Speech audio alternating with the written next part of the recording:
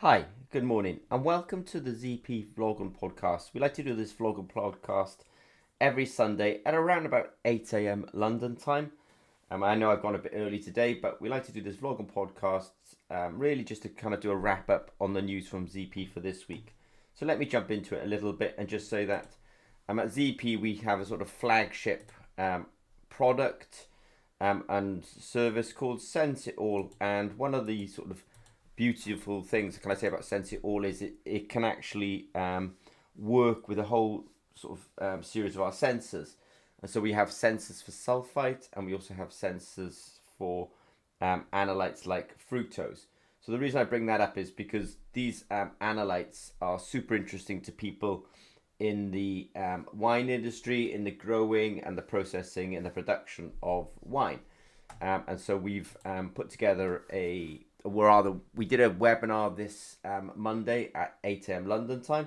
And every Monday at 8 a.m. London time, it's intended that we will just talk about Sense It All and its various applications and really try to answer any questions that have come in during the week on Sense It All. So that was something that happened on Monday, that we talked about its application in wine production, and specifically then the two analytes, sulfite and fructose.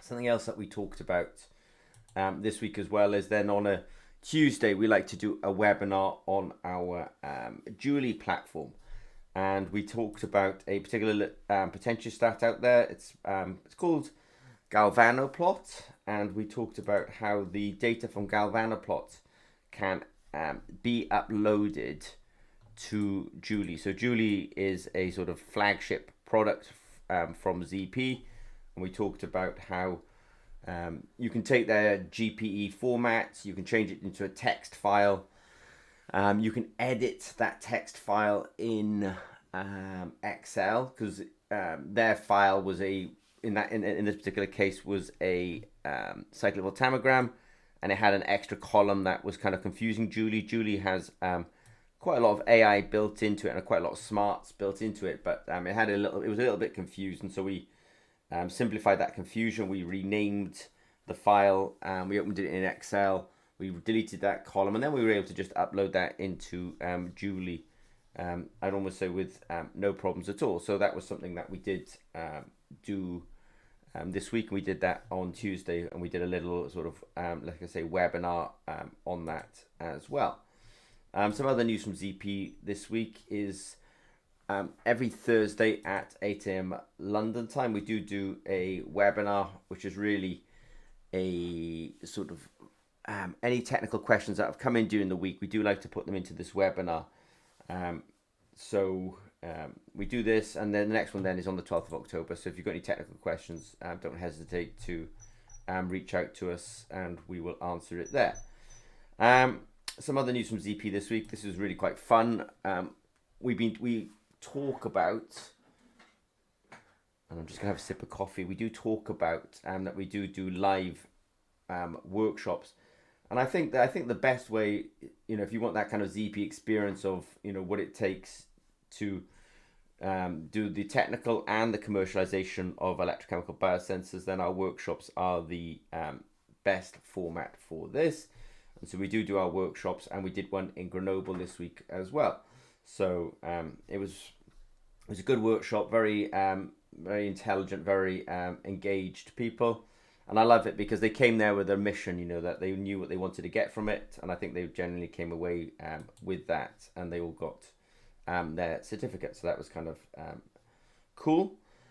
Something else then that we've just put a little teaser image out there as well. That because several of you listen to these webinars and these vlogs and these podcasts, you already know that we do have something quite dramatic, which is this Sense It All platform.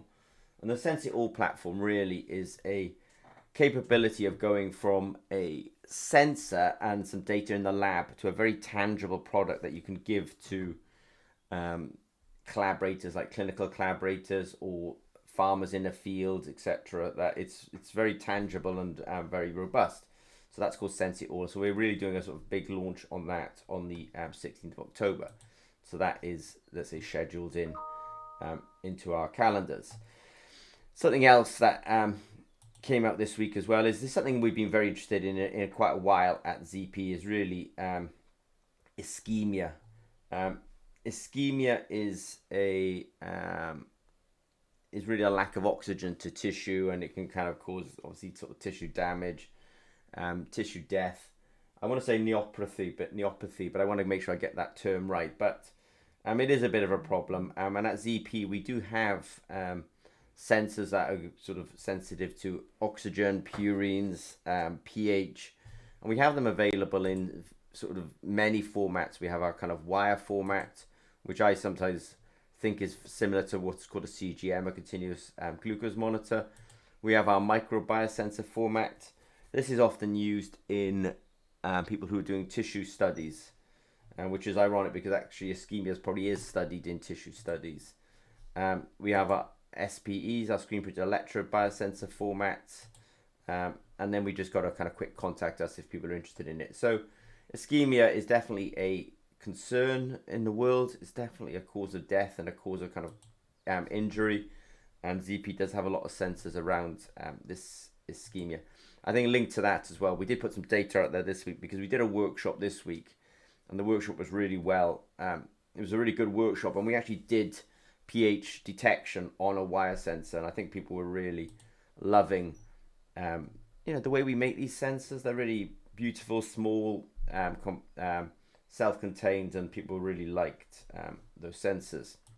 Something else that we did this week as well, we do have a piece of technology called the single purpose biosensor circuit. This is really intended for developers, but it is really quite beautiful because we have this really nice chip, and chip mounts on the board, and then you are able to talk to that chip through jumpers and cables that come with the kit as well. So anyone who's really interested in working with electrochemical sensors, this is a really good kit for getting them started with biosensors, and we put a lot of effort into it. I mean, it's really well shielded. There's a nice data sheet that comes with it as well, so it really helps people get on board with this particular technology. And then something that's kind of come up as well is there's a lot of precision in this world these days. So you've got kind of precision agriculture, and then you can also have precision fermentation. I think with precision fermentation, they're more interested in sort of programming the cells, let's say, to do a very specific production of a material of interest. But I've been very interested in bioreactors and fermentations for really 2 decades. And it's known to us at ZP that people are interested in glucose, dissolved oxygen, conductivity, and pH. And so just to kind of help the precision fermentation industry actually find this technology at ZP, we did put together a page around the glucose, the dissolved oxygen, and the conductivity. I think conductivity is interesting because it just really tells you about the salt content. But if you do conductivity well, you can also know about this the yeast density in some fermentations and the cell density in other fermentations as well. So I think I would kind of call that as a sort of, that is the updates from ZP for this week. So you can see that there are webinars that are going on all the time. There are definitely workshops happening. As I say, we just did this global workshop. We're definitely really supporting the commercialization of products through our SenseIt platform. And then also, we're able to focus in on specific diseases like ischemia with our sensors, and also specific applications like precision fermentation. So I'd sort of say, if you've got any questions for ZP, don't hesitate to reach out to us. Otherwise, we do have webinars Monday, Tuesday, Wednesday, Thursday this week. We also do large demos once a month. So if people really want to get see us clicking and using hardware, then there's definitely webinars that are going on during the week, or during the month, I would say rather. So any questions, please don't hesitate to reach out to us. Okay, thanks very much.